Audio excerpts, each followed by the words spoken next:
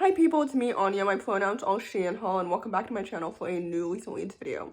I'm filming this video at the very beginning of November, so I can't quite complain yet about my November reading month, and basically some of these books I read at the end of October, and other books I read at the beginning of November. So basically the first book on this list is called Red City. This story is an adult portal fantasy technically, and it follows two adult main characters who were childhood best friends but are now on opposite sides of two alchemy companies. And one of the reasons why I didn't like this book is because their jobs felt so underdeveloped, which meant that the alchemy felt really underdeveloped. It keeps being mentioned that they're on opposite sides of a wall, but I don't even know what that means because I don't even understand like the goals of each company and like what are they fighting for or about. What? Second of all, the romances, I guess, that happened in this book felt really underdeveloped too because it relied on telling and not showing, specifically the romance between the two narrators of the book. Third of all, the smutty scenes in this story, particularly the ones with Sam in them, felt more predatory than like nice, sweet, smutty scenes. You know what I mean? I know that like I don't have a leg to stand on because I don't really enjoy smutty scenes, but for the most part, I don't really mind sexy scenes as long as they're like consensual and everything. And the ones in this book just felt more predatory, which kind of annoyed me. Although I will say the redeeming quality about this book was definitely Sam's relationship with her mom. I really appreciate that and the conversations surrounding like immigration and stuff like that. But I would also say that Sam is a way more developed character than whatever the guy is. I don't even remember his name. So anyway, with that said, the world building and the magic felt really underdeveloped. And I just feel as if Marie Lu has lost her touch. I don't remember if this is her first adult book or not. I've read the majority of all of her books in the past, so naturally I was super excited when she announced this book, and unfortunately, this book fell flat and I won't be reading the sequel. So with that said, I rated this book 3 stars, so take that as you will. The next book on this list is called Most Valuable Player. I mentioned this book in my last video, I think. Or was my last video my Nia Sue video? Here's the thing. I pre-film all of my content, as you know, and sometimes, very rarely though, I schedule videos not in the order that I chronologically filmed them. So for example, yesterday is when I filmed the Nia Sue video, but I think I wanted the Nia Sue video to come out before my gay sports video, which I filmed like half a week ago now because of the release of Nia Sue's book. But anyway, all that to say, I think I talked about this book in the last video that you watched from me, which was my gay sports video. And this book, if you didn't know, is a YA contemporary following two queer main characters, one of which is a benched football star. And he's benched because he got into a fight, and in order to get back on the team, well, he's still on the team, but you know what I mean. In order to get back on the field, he must improve his grades, so he receives tutoring from the water boy, who is the other protagonist in this book. I don't really think that made any sense, but every time I explain this book, my explanation gets more and more incoherent. So anyway, this book was excellent and it was so well done. I had really low expectations for it because the author's previous book I really disliked. But their first book was so good.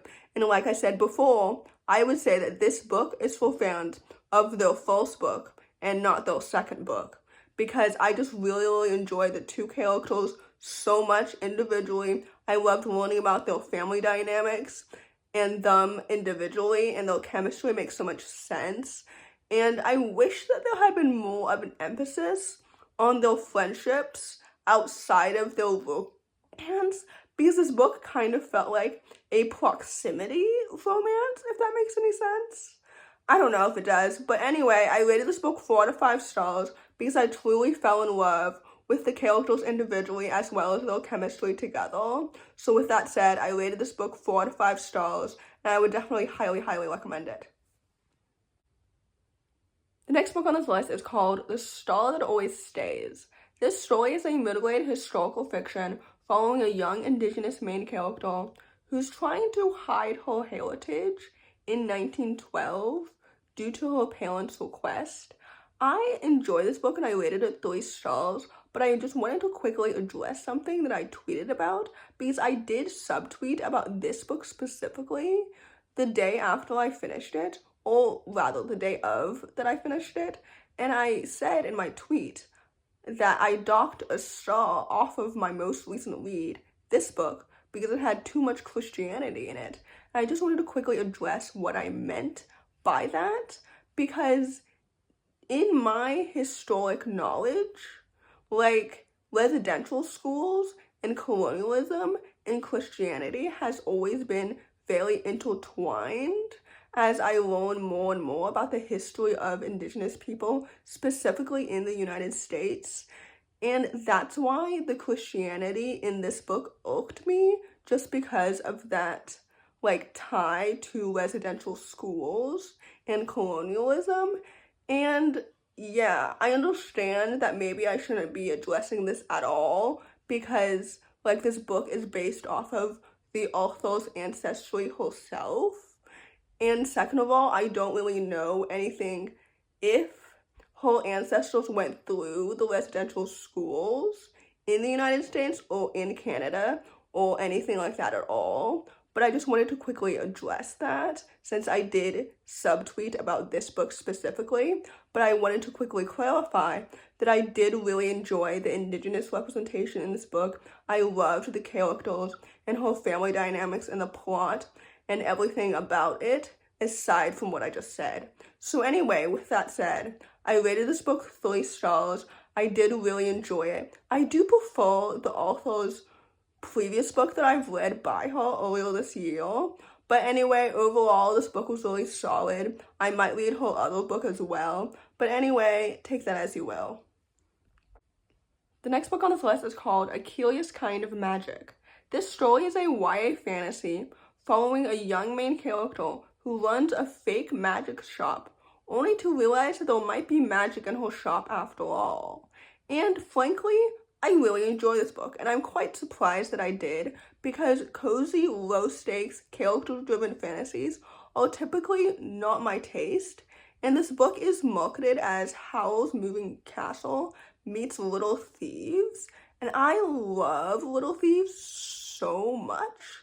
So whenever another book is compared to it, my expectations are immediately lowered because nothing can compare to Little Thieves, except for the sequels. You know what I mean? Anyway, and I've also never seen or read Howl's Moving Castle, so I didn't really know what to expect from that comp. But I think since that movie is a Studio Ghibli movie, if I'm not mistaken, that's where the cozy fantasy vibes come from. But anyway, I enjoy this book a lot. I think the magic system was well developed. I love the characters. I love the friendships. The romance is so cute and so well done. I love a solid friends to lovers romance. I also think that this book is a standalone, if I'm not mistaken, which is great because I think the story itself is quite neat and awesome. Like, this book is so good and so well done. And I also think that if I hadn't read a slew of disappointing books prior, that I wouldn't have rated this book 4 stars. But anyway, all that to say, I did genuinely enjoy this book. And with that said, I would definitely highly, highly recommend it. The last book on this list is called Girls Who Play Dead. This is another example of a book that I was eagerly anticipating that unfortunately disappointed me. For those who don't know, this book is a YA thriller following 2 Black, estranged siblings, a brother and a sister. And basically, they both live now in this small town, and the sister's best friend has recently died, and the 2 of them are trying to investigate what really happened. And typically, like, I was really excited for this book because typically I love stories that touch on estranged sibling dynamics, small town mysteries, all the like. Unfortunately, the mystery dragged on for so long. Many people have critiqued this book for saying that nothing really happened until 70%, and I would say that that's mostly accurate. Second of all, I felt like the mystery relied on telling for the most part instead of showing. As for the two siblings, I wish that we got more of Kyla's perspective rather than her brother's, since it's her best friend who is dead. You know what I mean? Second of all, Mickey felt like a more developed character than Kyla did, even though the mystery is again about her best friend. And maybe the author wanted the focus to be on their sibling dynamic, but if so, that means that they both should have had 50% of the character perspectives, and it just felt like Mickey took up the majority of it. Second of all, or third of all, there were so many side characters that were named but not explicitly developed, so that felt really unnecessary. And yeah, overall, I didn't love the plot or the mystery that much, so it kind of felt like, all that build up for nothing. Anyway, all that to say, I rated this book 3 stars because it was so disappointing, so take that as you will.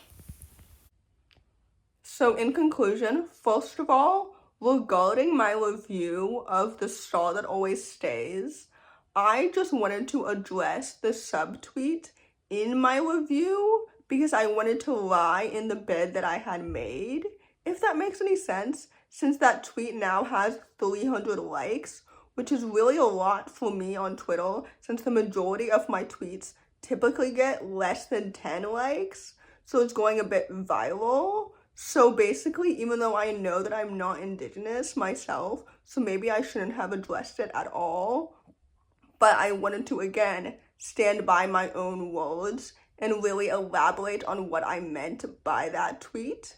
So, yeah. Second of all, I hope that you enjoyed this video overall, and if you did, please don't hesitate to give it a big thumbs up. Comment down below the koala emoji if you made it all the way to the end of the video. Thanks for watching. Subscribe to my channel if you're new, and I'll see you in my next video. Bye!